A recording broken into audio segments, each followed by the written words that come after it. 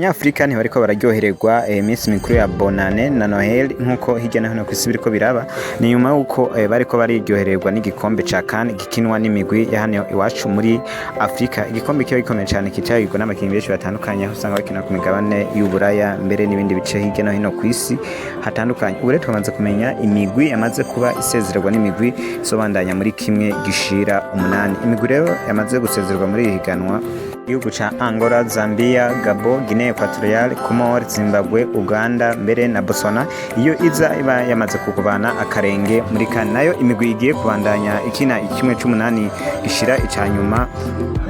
Mwamenya ko ari igihugu ca Algeria, Maroc, Senegal, Congo, Egypt, Cote d'Ivoire, Cameroon, Nigeria, Afrique du Sud, Tunisia, Mali, Benin, Burkina Faso, Mozambique, Tanzania mbere n'igihugu ca Sudan.